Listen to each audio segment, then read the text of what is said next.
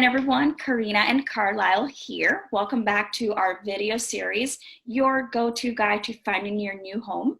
So far, we have discussed selecting your agent and getting a pre-approval. Today, we're going to deep dive into something exciting, making an offer. Usually at this point, you have viewed multiple homes and you have a good idea of what properties are worth. You find your favorite neighborhood and style, and it differs for everyone. What makes you happy? For some, they look at one home and that's it. We have clients who have ended up buying the first house they saw. They went to an open house and fell in love.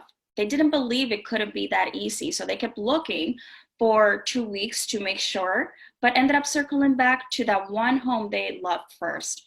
For others, it may take 10 or more homes. It really is a gut feeling, and you know when you know. So when you find this home that you love, we then begin the process of writing the offer to purchase. As your designated buyer's agent, which we established through the mandatory agency disclosure form that we mentioned in last week's video, we write the offer with you and we present it for you. We work with our clients closely to develop the best strategy to getting your offer accepted. Are we in a seller's market or a buyer's market?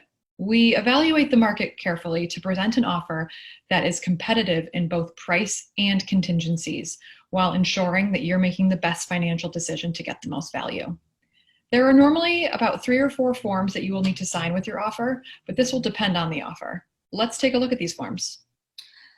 So the first one is the standard offers to purchase form that most agents use. This form includes all the specifics of your offer: property description, the special provisions, a purchase price, the deposit amount, and important dates like the purchase and sale and the closing. The deposits can vary. Generally, you will submit $1,000 with the offer, and anywhere from a 3 to a 20% at the purchase and sale signing of the contract, depending on the type of loan or if you're paying cash, etc. Next is the Contingency Addendum that we include as needed with this offer.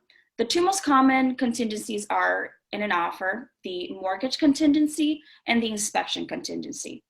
We will be going into greater detail about those over the next 2 weeks, but the purpose of those contingencies are to protect your purchase. The next form is the property transfer lead paint notification certification. Both Massachusetts and federal laws have required the disclosure of lead paint, as many homes built before 1978 have paint that contain high levels of lead. This can pose serious health hazards if not taken care of properly, so sellers are required to disclose any known information about lead-based paint before selling their home. All sales contracts must include this disclosure, and prospective buyers have up to 10 days to test for lead if they so choose. Massachusetts law requires the removal or the proper remediation of lead paint hazards in homes built before 1978, where any child under the age of 6 resides.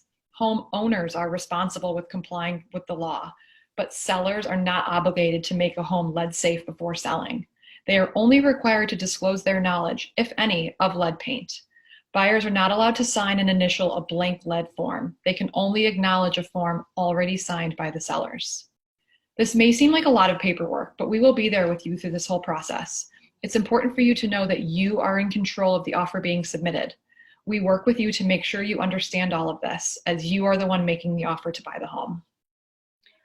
Now comes the exciting and fascinating part of negotiation. We may find ourselves in a multiple offer situation, and in these scenarios, we encourage you to ask yourself, how badly do I not want to lose this home?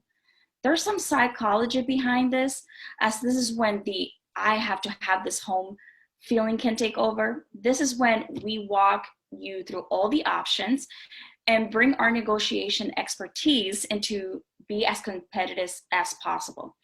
Once the buyer and the seller sign an offer and a deposit check is attached, you have entered a bona fide contract pending all these contingencies that we mentioned before.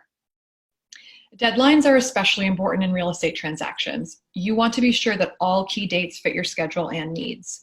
We work with you to ensure that you have enough time to get an inspection, negotiate the purchase and sale agreement with us and your attorney, complete applications and obtain mortgage financing for the purchase, and plan for the closing day. We, your agent, are here to guide you through all of this. So congratulations, your offer is submitted. We often advise that you do your best to emotionally walk away from the offer until we hear from the sellers. This could be taking a nice walk, having a nice dinner, or anything to take your mind off of it.